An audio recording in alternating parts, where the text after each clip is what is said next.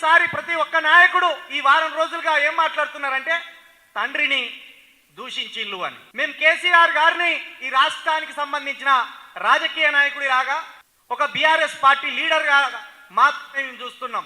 రాజకీయంలో తండ్రి, తల్లి, చెల్లి, అన్న తర్వాత బంధవ్యాలు, ఇంట్లోకి వెళ్ళిన తర్వాత ఆ బంధవ్యం, సమాజంలో మనం నిలబడి మాట్లాడుతున్నప్పుడు ఆ పార్టీ నాయకుడిగా మాత్రమే మేము చూసినాం.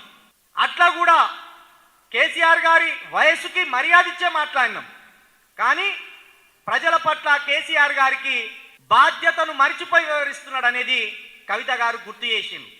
అంతే తప్పించి ఎక్కడ కూడా సంస్కారం లేకుండా మాట్లాడలేదు. కేసీఆర్ గారిని బరాబర్ మర మనిషి అని అంటున్నాం. మరొకసారి మా అంటున్నాం. కాదు, చెయ్యి రాదు, బీజేపీ రాసుకోండి. మీ వచ్చేది తెలంగాణ. ఈ 3 ఏళ్లలో తెలంగాణకు 3 ఏళ్ల తరువాత రాబోయేది కవిత గారి పాలన కూడా మీ అందరికీ తెలియజేస్తున్నాం. కాబట్టి మీరు ప్రతిసారి ఒక ఆడ కూతుర్రు పట్టుకొని మీరు తండ్రి వంకతోటి నిందలేయాలని చూస్తే గనక ఈ తెలంగాణ మహిళా లోకం మిమ్మల్ని క్షమించదు. 1 కోటి మందికి పైగా ఉన్న మహిళలు నాయకత్వం రాకుండా అడ్డుకోవడానికే మీరు కుట్రలు చేస్తున్నారనేది కూడా ఈ తెలంగాణ సమాజానికి మేము చెప్పదలుచుకుంటాం. కాబట్టి ఇప్పటికైనా మీ ప్రేలాపనలు ఆపి, మీ దుర్మార్గమైన ఆలోచన ఆపి మీరు పాలన సరిగ్గా సాగించాలని ఈ కాంగ్రెస్ నాయకులకు చెప్పదలుచుకున్నాం. లక్ష్మణ్ గారు, మీరు తక్షణమే తెలంగాణ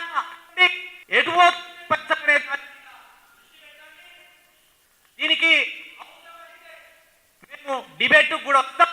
మీరు అడుగుతున్నారు కదా మా నాయకురాలు గారిని ఇంత పైసలు ఎక్కడి అని. మేము అదే అడుగుతున్నాం. తెలంగాణ ఖజానా నుండి డబ్బు ఎటు తరలిపోతున్నది, ఎవరి దగ్గరికి తరలిపోతున్నది అనేది కూడా ఈరోజు తెలంగాణ సమాజంలో చర్చ పెట్టవలసిన అవసరం ఉన్నది. దానికి నువ్వు సమాధానం తీసుకొని రా.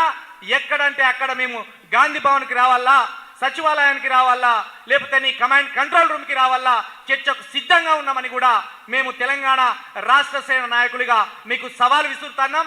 ఇప్పటికైనా ఈ ప్రేరేపణలు బంద్ చేసి తెలంగాణ ప్రజలను పాలించడానికి మంచి ఆలోచనలు చేయాలని కూడా మిమ్మల్ని డిమాండ్ చేస్తూ మరొకసారి మా పార్టీ అధినేత మీద ఏ పరమైన మాటలు జారినా దీనికి రెట్టింపుగా మీకు బుద్ధి చెప్తామనేది మరొకసారి మీ అందరికీ తెలియజేస్తూ జై భీమ్, జై తెలంగాణ.